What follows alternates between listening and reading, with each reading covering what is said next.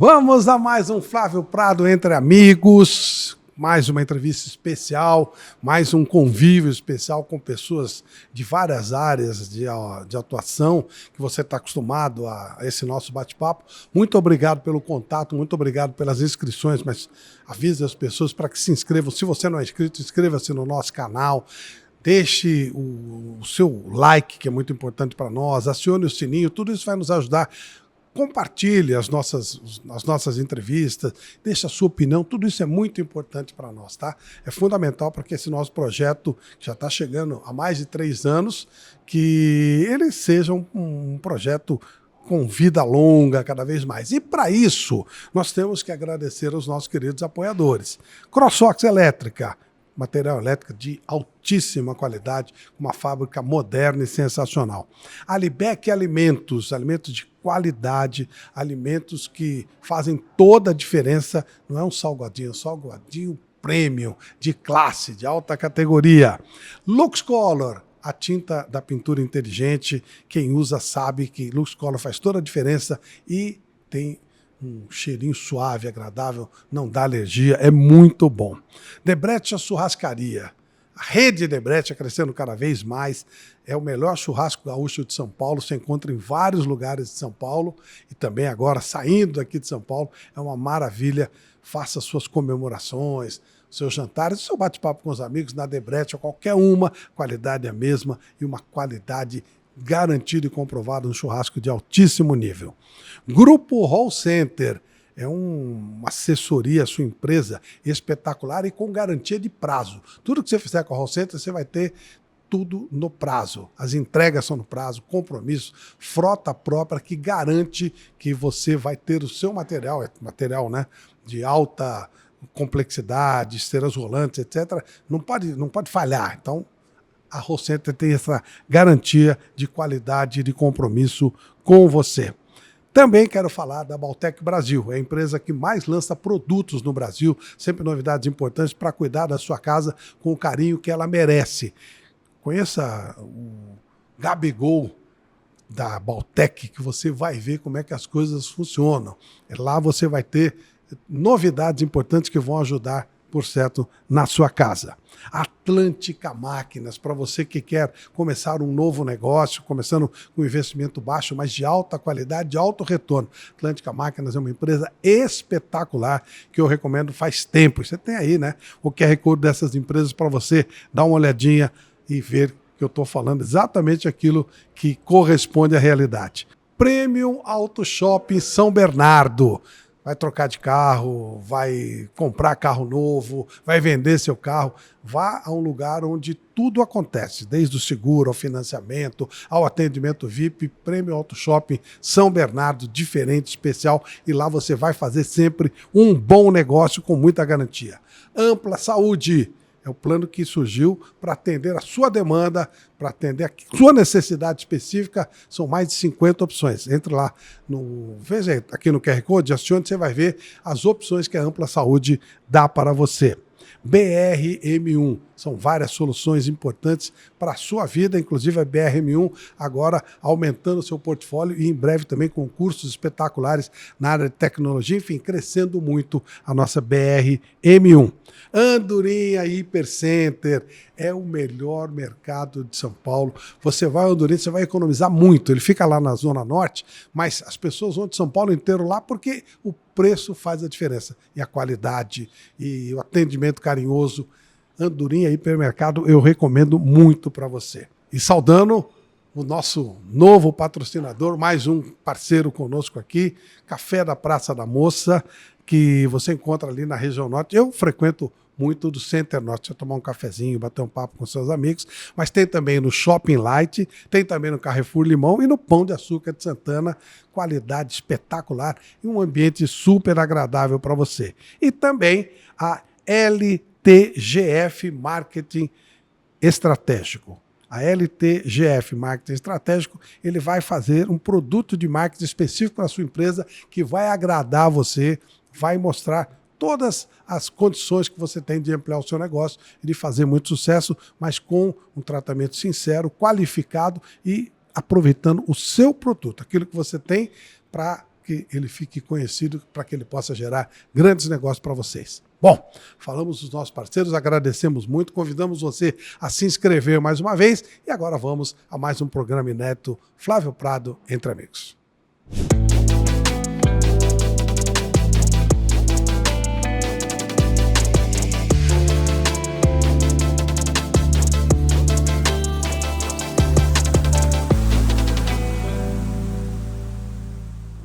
Vamos a mais um Flávio Prado Entre Amigos. Hoje nós vamos conversar com um homem que tem muita história interessante, um homem ligado à política e ligado ao esporte. E é um prazer enorme receber Walter Feldman aqui no nosso espaço. Walter, primeiro, muito obrigado por atender o nosso convite. Prazer te receber aqui. Não, é um prazer enorme, ou seja, nós tivemos muito contato durante a minha passagem pelo esporte, tanto aqui em São Paulo como no Rio de Janeiro, quando estive na CBF, e você sempre foi uma das referências importantes para mim no esporte. Como jornalista, é uma área muito polêmica, dinâmica, mas sempre com uma postura muito séria, muito responsável. Então, é um prazer estar contigo. Walter, a sua vida começa, você é médico, né? Por que você escolheu a medicina? É sua família de médicos? Absolutamente nada. Veja bem, eu sou originário de pais imigrantes. Meu pai veio da Polônia em 1936, fugindo daquilo que já se anunciava como uma guerra de grandes proporções. Meu pai é polonês, e a Polônia foi exatamente o primeiro local onde o Hitler invadiu. Então meu pai já sentia essa existência da pressão, da perspectiva de guerra.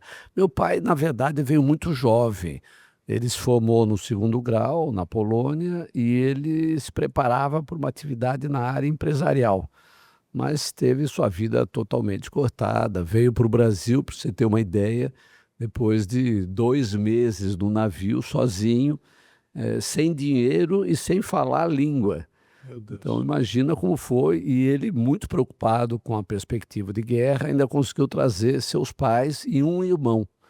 O outro irmão ficou lá, possivelmente foi para as câmaras de gás do período nazista. Minha mãe, ela veio da Letônia, que também teve um grande impacto na Primeira Grande Guerra. Logo que terminou a guerra, a Primeira Guerra, eles tinham familiares aqui no Brasil, então a família inteira se deslocou para cá, portanto conseguiu fugir da Segunda Grande Guerra. E aqui eles conheceram aqui. Né? Então é um pouco essa a minha história. Eu diria pais imigrantes. Nós fomos morar muitos anos em Itu. Eu até joguei na área de esporte, eu fui do juvenil do Ituano Futebol Clube. Eu falo isso sempre para o Juninho Paulista, que nós somos 2 de Itu, mas eu mudei para cá aos 13 anos e eu sempre tive, Flávio, uma formação existencialista, humanista, e eu via nas profissões aquilo que eu poderia fazer. Meu pai, exatamente por esse clima de perspectiva de guerra, de perseguição, sempre exigiu que a gente estudasse muito. Então, o sonho dele era entregar um diploma, se formar, porque, segundo ele, isso daria uma segurança na perspectiva de vida e no futuro profissional. E aí eu tinha que escolher direito, engenharia, essas possibilidades, e eu me vi muito vinculado àquela que me parecia a mais humanista de todas, que era a medicina. Então foi uma escolha pessoal, nada de origem de família. Foi difícil para você, porque eu lembro que na época, nós temos mais ou menos a mesma idade, não era uma coisa simples para alguém não tivesse posse fazer medicina, né? Foi muito complicado para você? Eu era muito estudioso, eu sempre fui um bom aluno, muito aplicado. Eu tirei primeiro lugar naquela transição que havia na época entre a escola primária e o ginásio. Havia um exame... Admissão. Admissão, eu queria lembrar, não estava lembrando, exame de admissão. Eu sempre estive entre os primeiros da classe, eu era muito comportado, disciplinado, bom menino. E eu, quando mudei para cá, vim morar na Vila Mariana, estudei no Pasteur, que já era um colégio muito bom. Meus pais nunca tiveram posses, mas meu pai trabalhava muito. O medo de daquele espectro permanente da guerra, da perseguição, da fome. Meu pai era representante de móveis, ele vendia móveis em todo o interior do estado de São Paulo. Então nós tínhamos uma característica de classe média baixa, nada adicional, mas com possibilidade de estudo. Então meu pai falou, olha, prioridade absoluta é ter o estudo, veja o que você quer fazer. E eu fiz cursinho naquela época, era muito forte, o Pasteur me deu uma boa formação e eu prestei exame, teria que ser uma escola pública. Meus pais não teriam condições de pagar privada. Então o empenho aí é muito maior. Eu tive a sorte de passar na Escola Paulista de Medicina, hoje Universidade Federal de São Paulo. Portanto, eu morava muito perto, aqui na Vila Mariana, e a pé para a escola e não tive que pagar. Então, isso facilitou muito o equilíbrio da família e minha possibilidade de estudar. Você falou em humanismo, e aí quando você se forma, que caminho você toma? Na verdade, antes de me formar, eu sempre fui muito inquieto, irrequieto, uma visão muito existencial, e eu já sentia que o Brasil não estava bem. Ou seja, desde que eu entro na faculdade, eu vejo uma apatia muito grande por parte dos estudantes, nenhuma participação no que a gente chamava de centro acadêmico, mas que era diretório acadêmico por conta da legislação do regime militar. Você está falando de que ano, Walter? 72. 72. Entrei em 72. 72 foi exatamente o ano, aí para as novas gerações, que começa um movimento de reação da sociedade em relação ao golpe de 64. Houve aquela tentativa em 68, ela foi reprimida com o AI-5, em 72 retoma, particularmente com uma certa movimentação dos trabalhadores e uma participação já expressiva dos estudantes. Eu fazia parte desse movimento na Escola Paulista, fui para o centro acadêmico, comecei a trabalhar a mobilização dos estudantes. Em 77, quando aparece o Lula, a greve de Osasco, depois de São Bernardo, já havia uma sintonia com os movimentos estudantis. Isso leva a distensão, né, que particularmente o Geisel fez, depois o Figueiredo, e nós vamos nessa onda de uma sociedade mais livre, mais democrática, contra os militares, até a mudança em 84, quando a gente tem a retomada da campanha das diretas e logo em seguida a escolha do Tancredo Neves. Ou seja, eu vivi intensamente o período militar com repressão. 72, 77 havia muito silêncio, repressão, desaparecimento de estudantes, perseguição, morte, como você sabe muito bem. E eu depois vivi muito a construção da democracia. Eu era, nessa época, já vereador eleito, em 82, por conta da nossa movimentação, ida à periferia, relação com os trabalhadores. Eu fui eleito vereador, participei da executiva do PMDB na época, que, juntamente com o PT, fez a grande mobilização da campanha pelas diretas. Então, eu já estava muito integrado no movimento político e social do Brasil. Você chegou a ser preso? Cheguei a ser preso, fui preso na Zona Leste de São Paulo. Todo o nosso trabalho, eu não passei, mas em 76... os estudantes da Escola Paulista, mais alguns médicos, entre eles o Gilberto Natalini, que foi vereador em São Paulo há muitos anos, nós fomos trabalhar como voluntários na periferia da Zona Leste, lá no Cangaíba. Cangaíba, Itaim Paulista, São Miguel, Emiliano Matarazzo, o teu pedaço, Ponte Rasa, Aí Carvalho. Começamos a mobilizar a população de 76 a 84 em relação à conscientização. Naquela linha que a gente falava muito, o povo unido jamais será vencido, né? Que era a nossa marca, o movimento contra a carestia, da panela vazia, tudo isso a gente participava, e sempre na linha de educação popular, utilizando o instrumento da saúde como um processo de conscientização. Então, a Zona Leste é a minha região, lá que eu me fiz vereador, para lá que eu me dediquei grande parte dos meus mandatos, mas depois eu fui me tornando um vereador muito polemista. Eu fiz fortíssima oposição ao Jânio Quadros, fortíssima a Luiz Erundina. Aí eu começo a carreira política. Eu quase não consegui ser médico. Eu me formei em 77, fui para o Exército, imagina, no regime militar.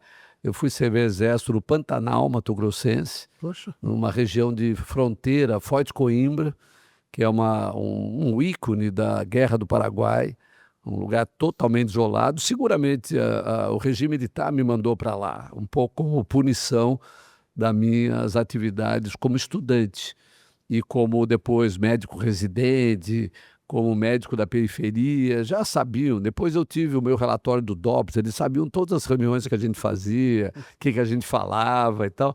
Aí me mandou para servir Exército, foi muito interessante. Eu já estava vinculado ao Partido Comunista do Brasil, que preparava, já estava na guerrilha do Araguaia. E eu tinha aulas como tenente do Exército na preparação anti-guerrilha. Então, dos dois lados. Então, eu, inclusive, pegava informações do Exército, mandava para o PCdoB. Eu nunca falei isso em público. Tinha o jornal Movimento, que se deve lembrar na época. Claro. Eu mandei muita informação para o jornal Movimento de como o Exército se reunia. E é engraçado como depois eu tive muita amizade com generais do período democrático. Eu conto essas histórias para ele de como que eu era um infiltrado do PCdoB dentro do Exército, lá nos fundões do Mato Grosso, servindo como militar, tenente médico lá em Foz do Coimbra. Só para a gente entender e contextualizar, você falou, a gente começou como estudante, alguns movimentos, e citou o Lula, né, a partir de 77, e depois você fala, eu fiz um grande antagonismo a Luiz Erundina, que era uma representante do PT. Como é que foi essa história? Esse é quase uma conferência, um debate ideológico de formação partidária no Brasil, né? O PCdoB, Flávio, sempre foi contra o PT. Sempre, porque primeiro dizia que o PT tinha a direção de alguém que tinha uma formação pelega. Eu contei para o Lula uma vez isso. Nós, do PCdoB, achávamos que o Lula era um pós-pelego. Como ele veio de um dirigente sindical chamado Vidal. Acho que é Luiz Vidal, José Vidal, não me lembro. Ele foi o presidente do Sindicato Metalúrgico antes do Lula. E ele tinha uma formação semelhante a um pelego, mais inteligente, mais hábil e tal, e o Lula vem a partir dele. Então a gente dizia que o Lula tinha também essa formação, uma sequência. Para você ter uma ideia, o Lula nos convidou, como presidente dos sindicatos metalúrgicos, a dirigir o departamento médico do Sindicato dos Metalúrgicos de São Bernardo. Nós nos reunimos, essa célula do PCdoB, e avaliamos que o Lula não era alguém que pudesse confiar. Eu contei para o Lula e para a Dilma essa história, né? E a Dilma até brincou numa reunião que teve, falou, tá vendo, esse pelego que vocês diziam, olha o que ele se transformou, né? Mas nós não fomos e a gente sempre fez muita oposição. A gente achava que o PT tinha uma visão que não era de vanguarda do proletariado, que é a visão dos comunistas, que era um antagonismo, era um infiltrado, então a gente combatia. Então, quando forma o PT, eu me elejo, eu era do PMDB, porque os partidos comunistas eram ilegais, eu era do PMDB, um vereador do PMDB, mas que tinha uma orientação do Partido Comunista. E a nossa orientação é o seguinte, ao PT nós temos que fazer oposição, que eles podem parecer revolucionários, autênticos, ligados aos trabalhadores, mas eles não são. Quem são os comunistas. Você conhece bem essa luta dentro da esquerda, né? Então a gente fazia oposição. Hoje tem um pouco isso com o PC, com o partido... PSOL, não. PSOL, que é mais radical, dúvida, né? Até hoje. Sem dúvida. O problema foi esse, a esquerda sempre brigou entre si, né? Ela nunca conseguiu... O pessoal até brinca que se une na cadeia, né? Mas não se une na luta social, na luta popular, é só no sofrimento. Então a gente tinha orientação de fazer oposição ao PT, que eu acho hoje que foi um dos erros da vida política no Brasil. Eu acho que, na verdade, com a criação do PSDB em 1988, o PSDB como Partido Social Democrata tinha uma visão muito radicada na linha social, semelhante ao PT. Então, eu acho que se houvesse uma unidade PT-PSDB, já lá na origem, a gente construiria uma maioria que evitaria a força que o Centrão construiu depois. Uhum. Porque o Centrão, por ser uma ala que se adapta a um lado ou outro, à direita, à esquerda, eles sempre estão no poder, o Centrão sempre foi chamado, tanto pelo Fernando Henrique como pelo Lula, para compor a maioria.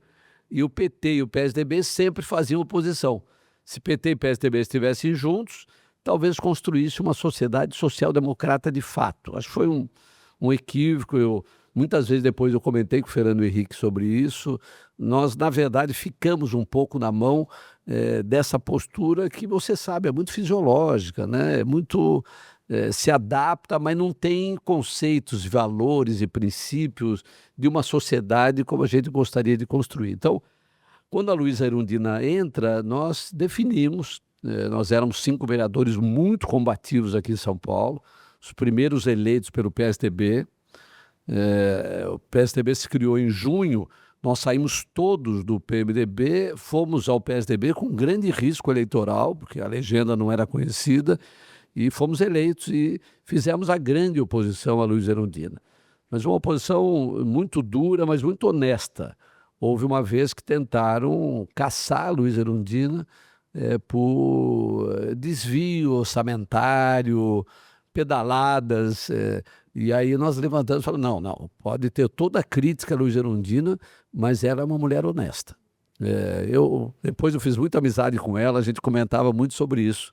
Nós fizemos parte da coordenação da campanha da Marina aqui em 2014, mas no passado nós brigamos muito. Mas foi esse. Esse é toda uma questão que vale a pena uma interpretação um dia, esses equívocos da minha avaliação do PSDB e do PT, que equivocadamente sempre trabalharam contra, votaram contra em questões que às vezes eram muito semelhantes. Ô Walter, você deu uma ótica do PSDB para o PT. E o oposto, agora hoje vocês conversam e tal, como o PT via o PSDB? Como neoliberal, sempre como neoliberal, o que era um equívoco. Por exemplo, na minha avaliação, Fernando Henrique e Lula têm muita semelhança. Mário Covas e os grandes líderes do PT têm muita semelhança. Tanto que quando houve, em 1989, a eleição do Collor contra o Lula, o Mário Covas, que era o nosso grande líder, nunca vacilou. Ele foi no grande comício de encerramento de camisa vermelha, dizendo, não, entre Collor e Lula não tem a menor dúvida. O Collor representa a ditadura e o Lula representa a luta pela democracia. Fernando Henrique tinha a mesma visão,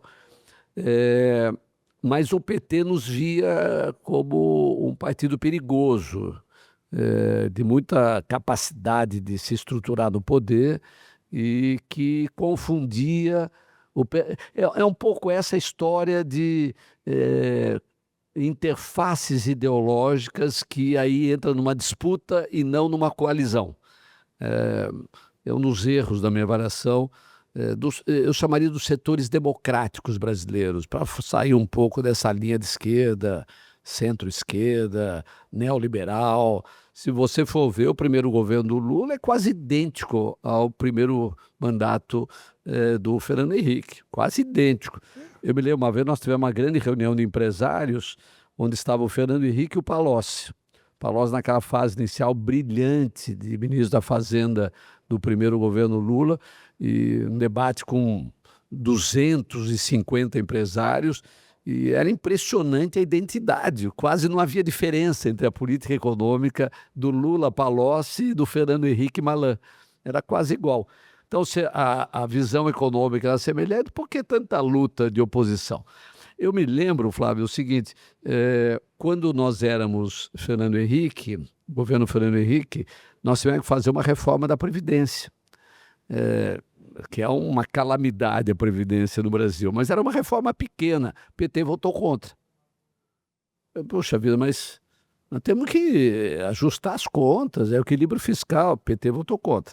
Aí eu estava no Congresso como deputado federal, E aí o Lula apresentou um projeto para a reforma da Previdência, mais uma depois daquela que o Fernando Henrique fez.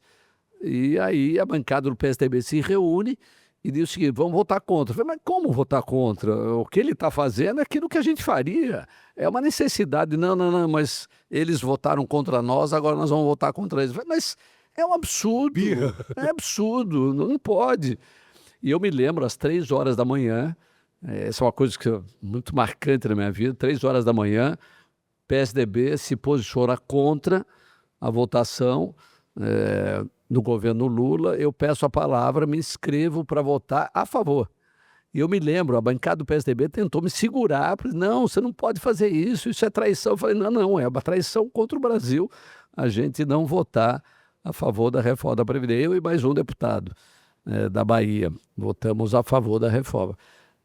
Mas é isso, ou seja, eu não consigo ver a política como uma ação partidária, né?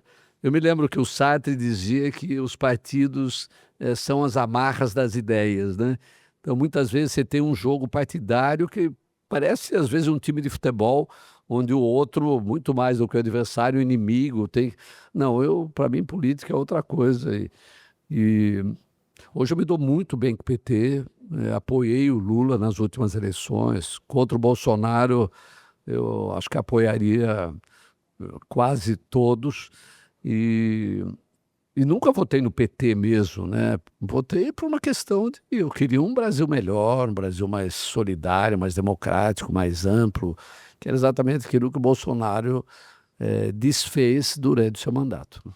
Ô Walter, no seu modo de entender, por que o Brasil hoje é um país entregue ao centrão? Hoje a gente tem quase um parlamento, não fosse talvez a presença do Lula, né, que é uma figura muito carismática, e a gente olha lá na frente, quando ele deixar de estar na presidência, talvez a gente caminhe para quase um parlamentarismo.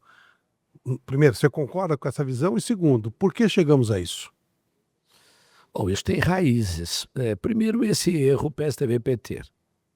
Como eu te disse, eu fico muito abrigado nessa posição, porque eu confirmei isso com o nosso pensador Fernando Henrique, não era uma visão apenas minha.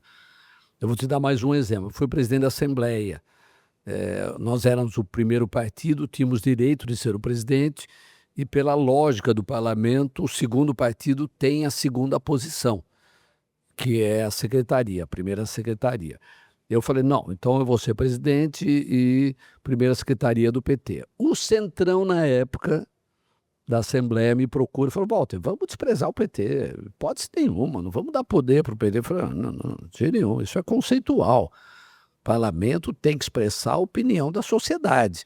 Segunda bancada eleita pela sociedade do PT, o segundo cargo é do PT. Não há manobra em relação a isso. Não, então nós vamos fazer uma chapa contra você. Eu falei, fiquem à vontade. Eu não vou ceder, eu prefiro não ser presidente se não for assim.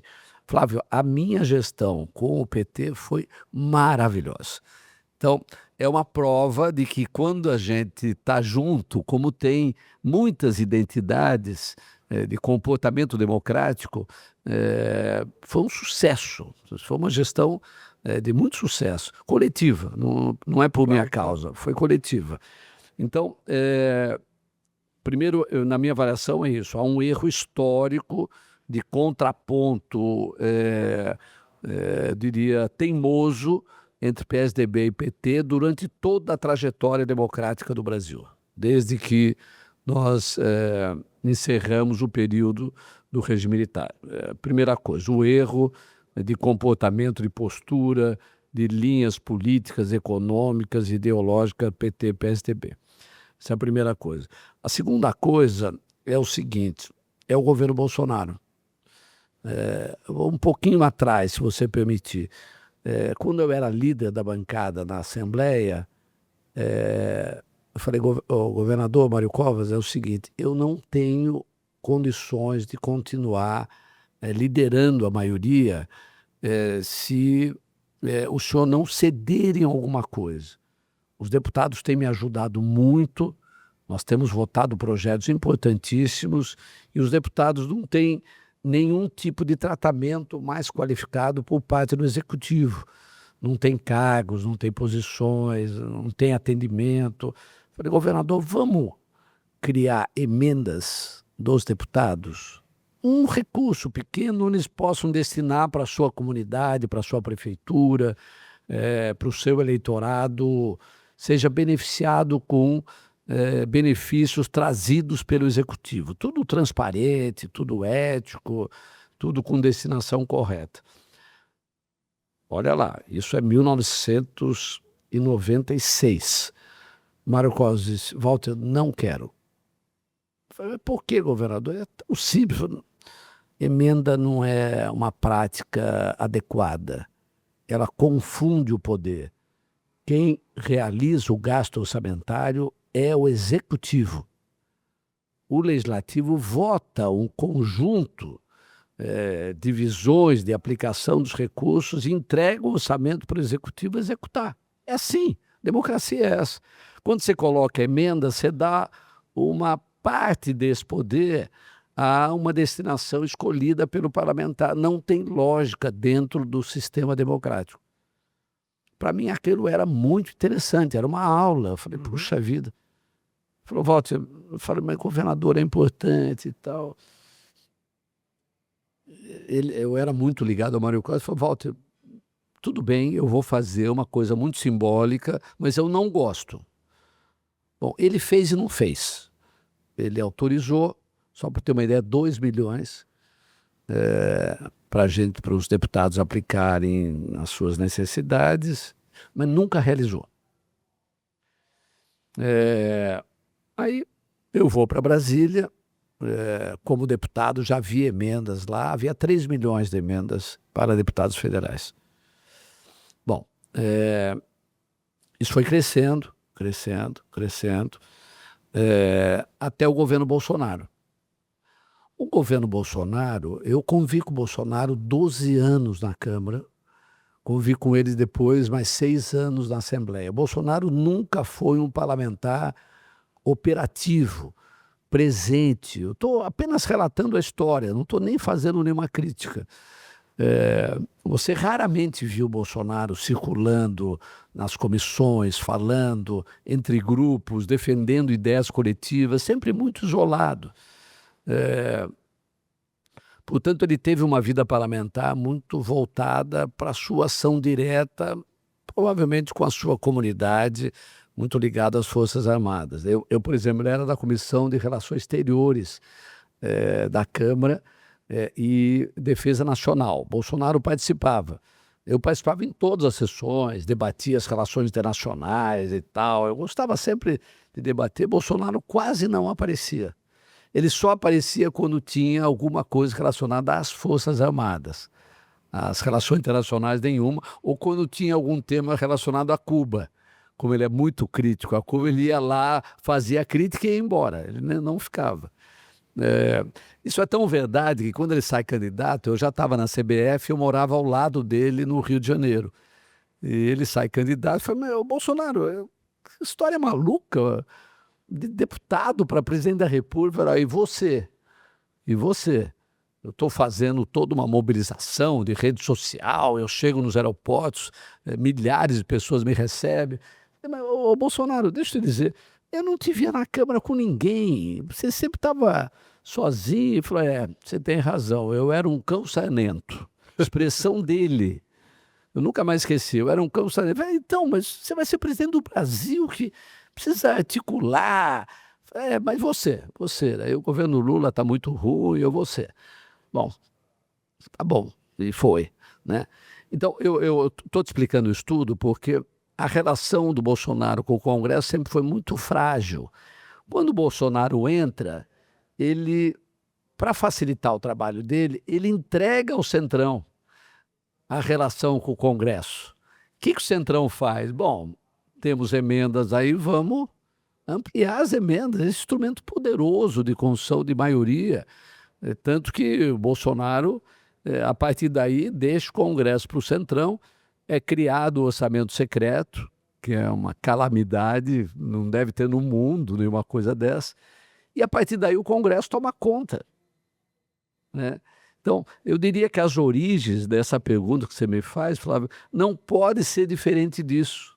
Ou seja, na medida que o Congresso toma conta do orçamento, que é a coisa de organização mais importante da estruturação, da divisão dos recursos para a sociedade como um todo, muda a prática política, muda a dimensão do poder do Congresso.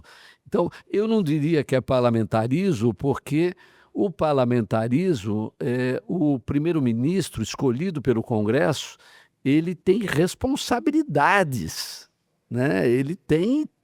O Congresso, como ele divide as emendas para todo mundo, ninguém tem responsabilidade lá. Cada um está responsável da sua comunidade. Parlamentarismo sem primeiro-ministro.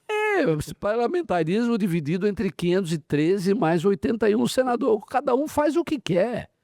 Eventualmente se reúne em pequenos grupos para fazer algumas coisas coletivas, mas é uma fragmentação da estruturação de poder fora dos pilares do regime democrático e da definição das tarefas das três instituições. Então, o Brasil é um país fragmentado hoje.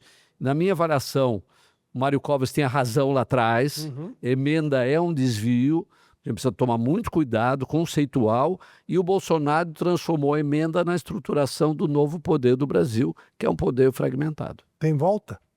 Não creio volta, a não ser, sinceramente, com algo que, da minha avaliação, vou arriscar aqui. Eu sei que tem muita crítica, mas uma reestruturação do sistema político brasileiro. O Mário Covas dizia isso também. Você vê que eu cito muito o Mário Covas porque era uma figura conceitual como poucas eu conheci. Ele tinha esses valores estruturantes.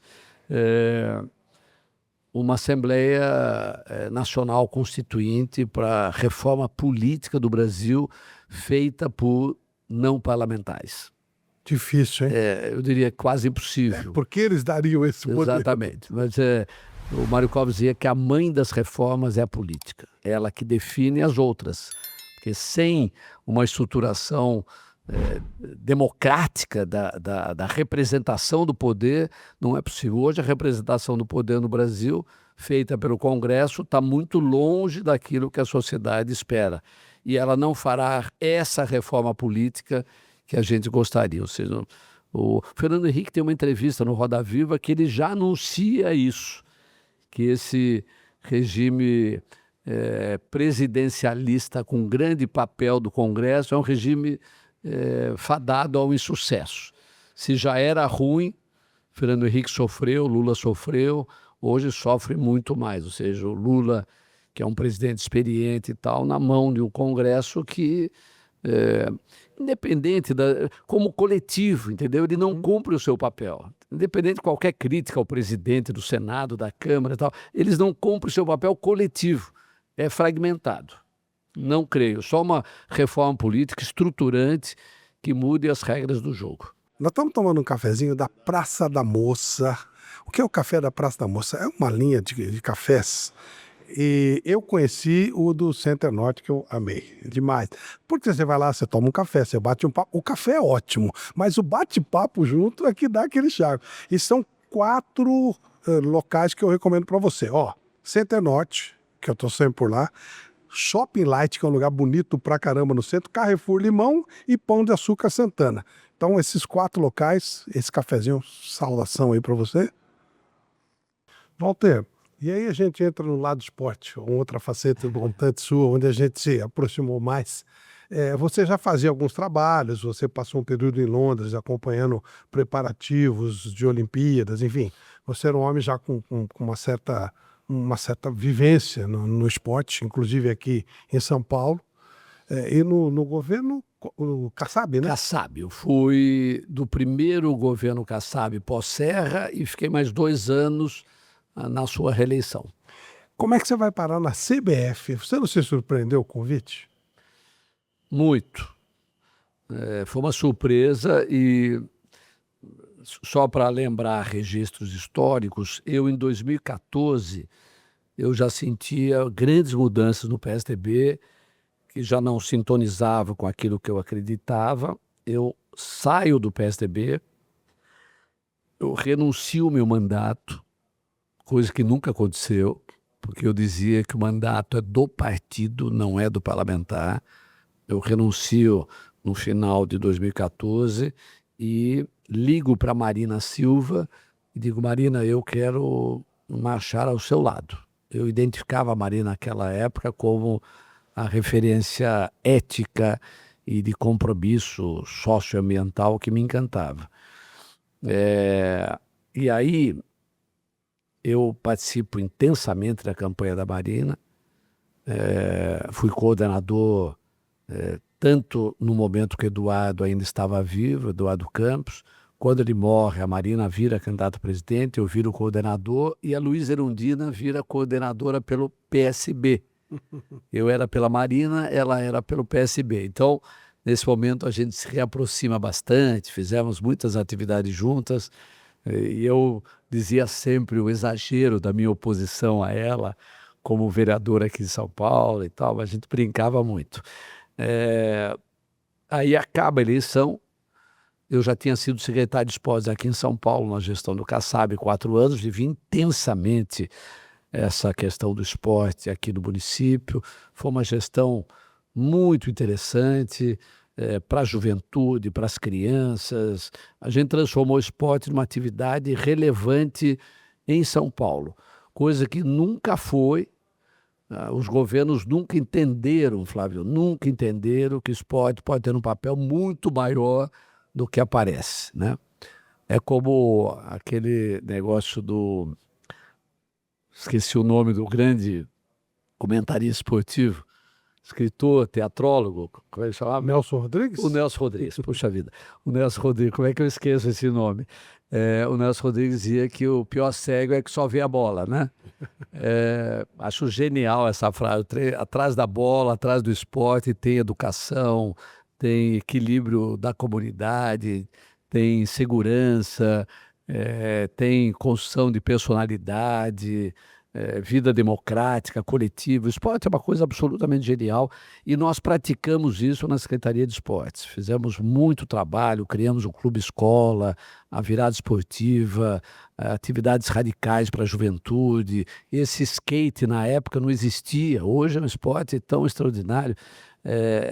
Até o surf em São Paulo a gente desenvolveu, mostrando que o surf é uma das coisas mais geniais do Brasil, porque é um estádio aberto, com uma costa dessa, sem nenhum recurso, as ondas estão lá e podia fazer um trabalho lindo, particularmente na periferia. Atuamos na represa de Guarapiranga com o Clube Escola de Vela para a população carente lá da periferia da Zona Sul. Foi um trabalho lindo, foi um período mágico da minha vida, eu diria um dos mais alegres, porque o esporte, além de tudo, traz muita alegria. E eu fiz, Flávio, o maior campeonato de futebol amador do mundo, com 1.500 clubes de várzea. Era tão grande a presença dos clubes que até a região metropolitana participou e eu fiz junto com a Federação Paulista de Futebol, na época o presidente Marco Polo. Foi um sucesso, foi a primeira vez que teve um campeonato dessa dimensão com apoio da federação. Então os clubes de várzea ficavam empolgados, era final no Pacaembu, tinha uma comemoração feita pela direção da federação. Marco Polo foi muito gentil, abriu essa oportunidade e quando nós estávamos na campanha da Marina, a Marina com grande chance de se eleger presidente, eu falo: Marina, eu queria o seguinte... Eu não sei o que eu vou ser no seu governo, né? Se eu vou ser office boy ou qualquer outra função, eu brincava muito com ela. Eu queria que você fizesse o seguinte: como eu percebi na campanha, a sua área de esportes é muito frágil. Eu queria que você me desse a oportunidade de eu opinar sobre ela, porque eu vivi intensamente essa área. Aí eu procurei o Marco Polo, que já tinha sido eleito presidente da CBF, falei: ô, presidente, você vai ser presidente da CBF, eu vou te ajudar no Ministério dos Esportes. A Marina me deu chance, se ela for eleita, de a gente atuar junto. Vamos construir um futebol maior, solidário, educativo, vamos fazer uma CBF social, uma coisa linda. E fora os jogos, as competições e tal. Falei: Walter, genial, grande ideia, estou aguardando então o resultado eleitoral. Flávio, 15 dias depois a Marina vai para baixo. naqueles ataques que o João Santana e a Dilma fizeram. Imediatamente o Marco Polo me liga e falou: Walter, agora o convite é meu. Queria te convidar para um café, já que você não vai ser nada no governo, nem no Ministério do Esporte, eu queria te convidar para ser secretário-geral da CBF. Eu falei: puxa, presidente, é difícil, minha vida política de 40 anos, como é que eu... Não, pensa bem, Walter, pensa bem. Aí, Flávio, eu consultei a família. A família foi sempre muito prejudicada pela minha atividade política, meus filhos, esposa e tal. Disseram: olha, nem pense, vá para a CBF, aí você pode dar uma contribuição adicional.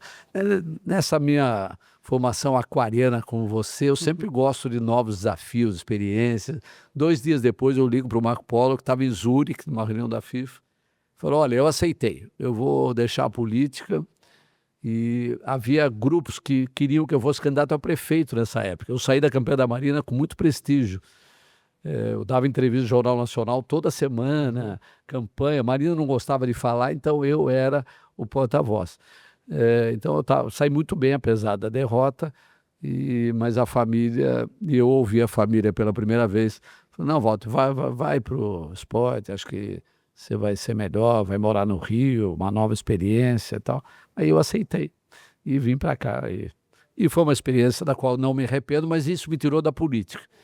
Eu poderia ter ainda mais um período de reta final da política, e meu sonho sempre foi disputar a Prefeitura de São Paulo. Sempre quis, o PSDB nunca me deixou. Então, foi uma mudança, mas eu não me arrependo. A vida é assim que eu fui para a CBF. Foi uma experiência muito diferente daquilo que é a política, ou também no futebol? A política é grande, ali valeu a sua vivência política para conseguir resolver algumas situações? Flávio, tem uma história muito interessante, você deve lembrar. Eu entrei na CBF em abril de 2015. O escândalo da FIFA, FIFA Gate, foi em maio de 2015. Então, depois daquele período, que foi, para você ter uma ideia, a PF vai para a CBF, eu era a pessoa que recebeu a CBF às 7 horas da manhã para pegar documentos e tal, porque naquele período o Marco Polo estava com aquela situação difícil, o Marinho já preso, e o Marco Polo saiu de Zurique, veio para cá, sempre numa grande instabilidade, a FIFA investigando, nós vemos um longo período, e eu, neófito, eu estava entrando naquele mundo, não sabia o que era tal, mas eu já me constituía como alguém que falava com a imprensa, por conta da experiência política, enfrentando duríssimas batalhas de um tema que eu não dominava. Foi muito interessante, ou seja, foi desde o início muito tenso, e nós começamos a partir daí. O Marco Polo nos deu muito poder. Como ele não podia atuar diretamente, ele ficava nos bastidores, e o Caboclo já assumia um papel administrativo, gerencial, e eu fazia os contatos institucionais. Então o Caboclo e eu começamos a trabalhar, e a partir daí nós trabalhamos muito a reconstrução de uma nova CBF. Contratamos a Ernst Young e dissemos o seguinte: a CBF agora vai ter governança, gestão de risco, compliance, auditoria, comissão de ética, CBF, e é incrível. Marco Polo falou: vai indo, vai embora, vamos reformar o estatuto. E eu propus, eu não sei se você lembra, um grupo, chamava... bom, era um grupo que eu chamei todos os militantes do esporte, chamamos Juca, inclusive, para nos ajudar a repensar o futebol brasileiro. Teve 18 grupos,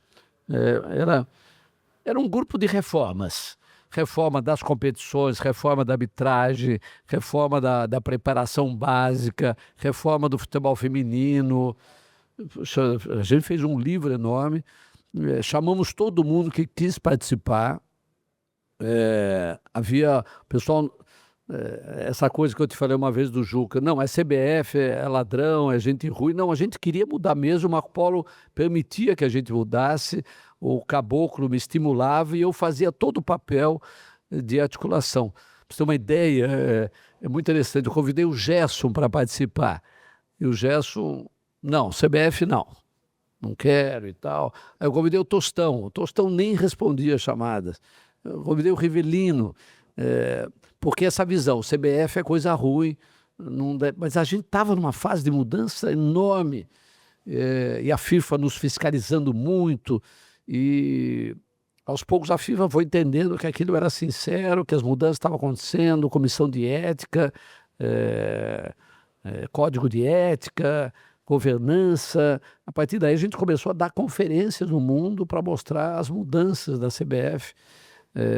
Mas a imprensa batendo muito, Marco Polo naquela situação difícil, Marinho preso e tal.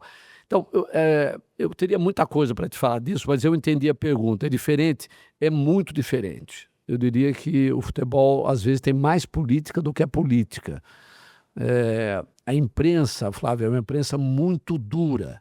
Muito dura. Ela abre pouco espaço à argumentação de que você está disposto a mudar de fato. E a gente queria mudar de fato. Era uma necessidade, inclusive, de sobrevivência. Não era da minha parte, mas o Marco Polo, ao permitir isso, ele inteligentemente percebeu que ou mudava ou morria. Uhum.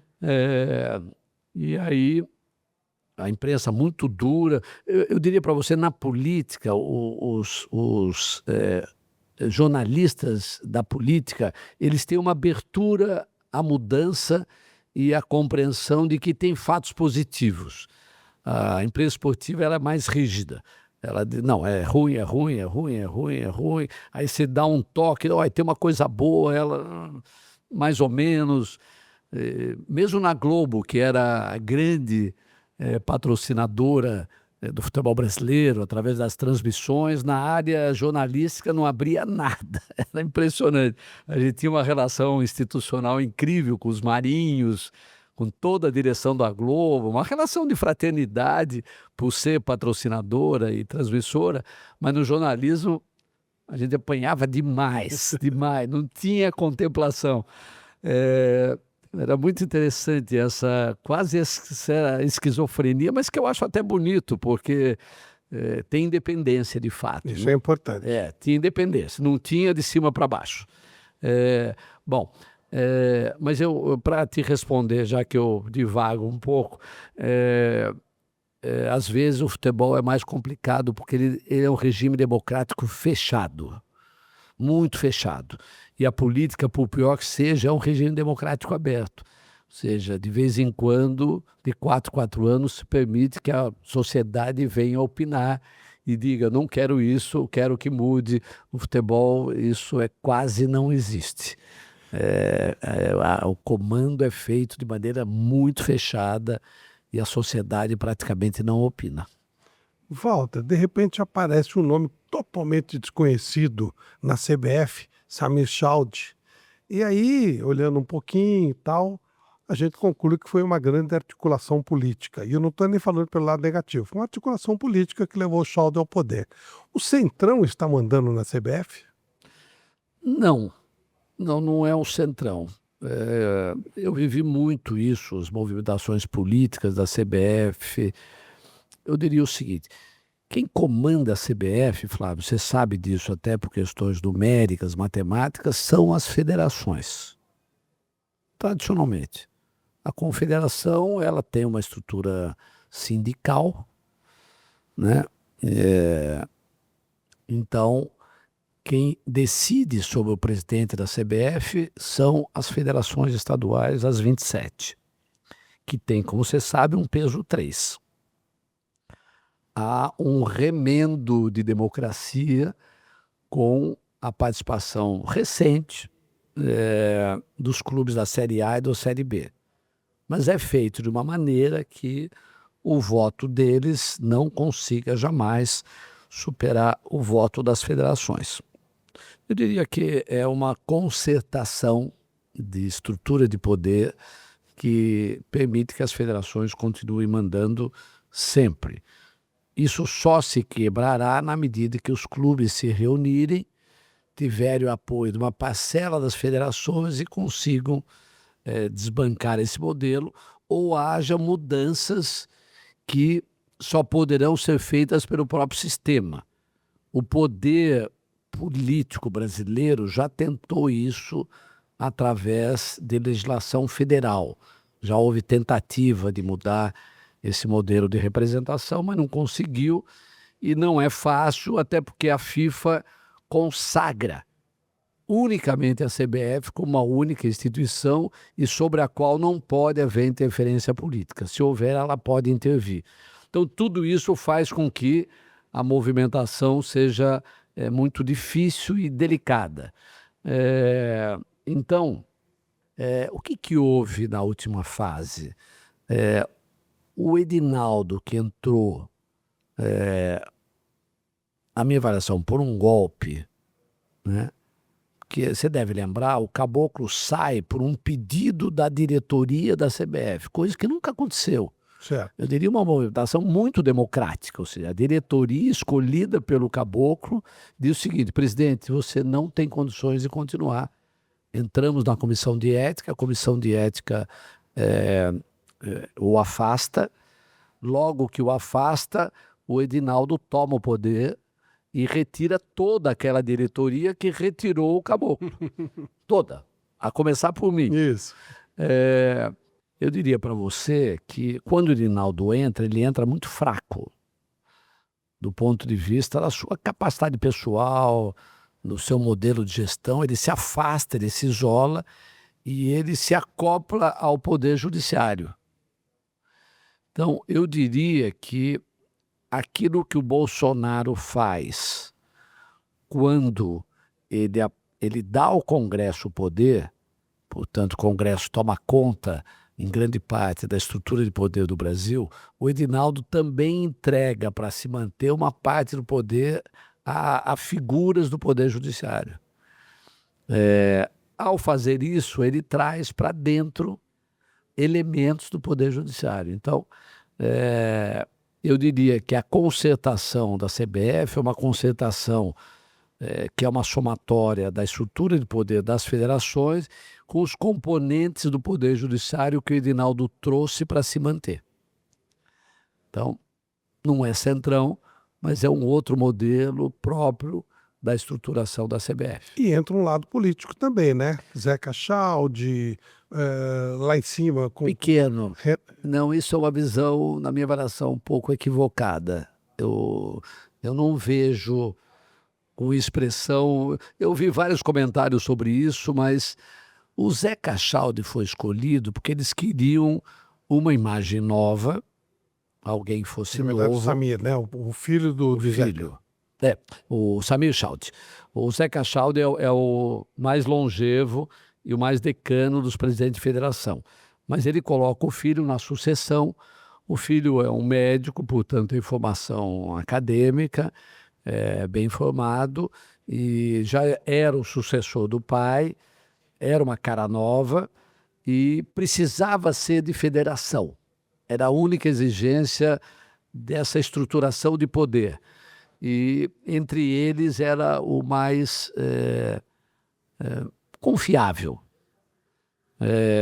Então foi a única exigência que essa nova concertação exigiu, que fosse alguém assim. Mas é um equívoco imaginar que é centrão, família Sarney. Romero Jucá, Sarney não entram nisso? Não, a família Sarney aí é um equívoco. O Fernando Sarney é uma figura extraordinária, extraordinária, ou seja, para mim um dos quadros mais qualificados do ponto de vista empresarial e do ponto de vista esportivo do Brasil. Uma grande experiência no futebol e uma grande experiência no sistema olímpico brasileiro. E com grande credibilidade lá fora. O brasileiro mais reconhecido pelo Infantino é o Fernando Sarney, que trabalhou na FIFA representando o Brasil muitos anos. Então, o Fernando, ele participou muito desse processo de transição, mas foi muito por conta da figura dele. Nas relações, o Fernando Sarney teve um papel importante na gestão do presidente Sarney, foi praticamente alguém, secretário pessoal do presidente, então ele tem relações políticas, institucionais muito fortes, e foi quem, na minha avaliação, revelou a quem tinha poder de decisão de que o mandato do Edinaldo estava inviável. Então, foi mais isso, Flávio. Não foi por conta do Sarney para ter poder, ou Roraima, Romero Jucá. Não foi esse o movimento. O movimento foi outro. O Fernando atuou muito. O Fernando deveria voltar a ser o representante do Brasil na FIFA. O Brasil ganharia muito com isso, mas nem isso aconteceu, porque essa representação o Brasil perdeu para a Argentina. Foi. Né? O que é uma pena, ou seja, nunca aconteceu isso na história. Então, nem essa representação nós temos hoje, mas seria ideal se a gente retomasse, que o Sarney voltasse a ser o representante. Família Jeiter, sim, tem muita força. Muita força, porque é uma decisão histórica da CBF de vincular o Fórum de Decisões de todos os conflitos jurídicos no Tribunal de Justiça do Rio. Então, há muito tempo, o Tribunal de Justiça do Rio tem uma influência sobre a CBF. O STJD é sempre alguém, de certa forma, ligado ao Tribunal de Justiça do Rio e ligado ao STJ, não ao STF, ao STJ. Sempre tem representações de parentes de ministros, de desembargadores, e tem hoje, portanto, um acompanhamento jurídico permanente do TJ Rio, e tem o Flávio Sveita, que é filho do Sveita, desembargador. Do Luiz. Que é vice-presidente, né?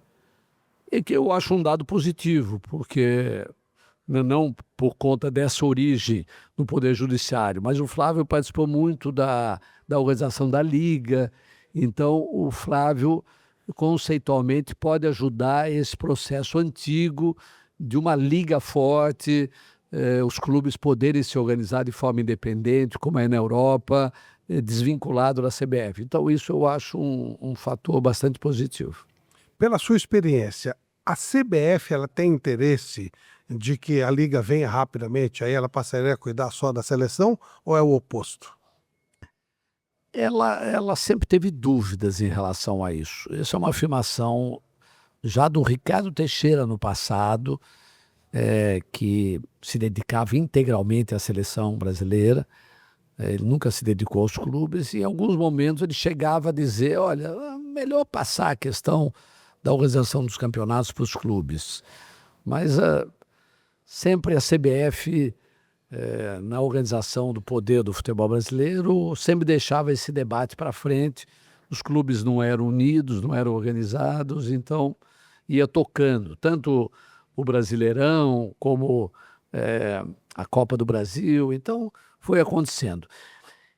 Na saída do Caboclo, essa foi uma demanda dos clubes. Aproveitando a fraqueza da CBF, os clubes pediram, e aí o Edinaldo, para se manter no poder, abre mão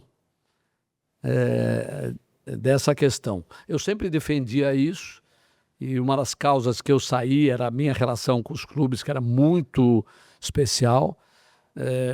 O Edinaldo se incomodava com essa minha relação com os clubes, e aí, mas para se manter no poder, ele abre mão e diz: olha, podem tocar a Liga. A Liga avança, mas com essa dificuldade do debate interno dos clubes e tal.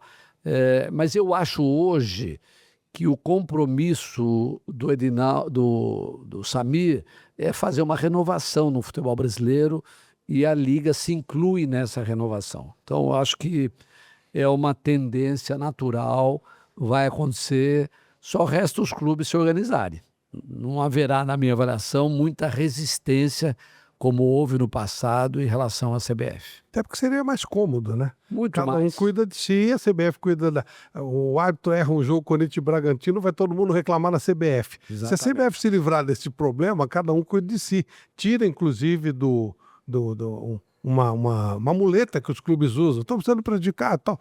Se for organizado pelos clubes, a CBF está fora disso e fica ótimo para todo mundo. Os clubes que se ajeitem entre eles. E aí tem algumas coisas, Flávio. Uma delas é essa que você falou. É incrível como ainda há um sentimento dos clubes de manipulação da arbitragem por parte da CBF, Incrível.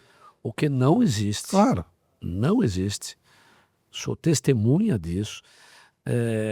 Mas há um clima, ou seja, os clubes até de certa forma ficam um pouco subservientes e com medo de que haja essa manipulação. Então, isso daí seria resolvido.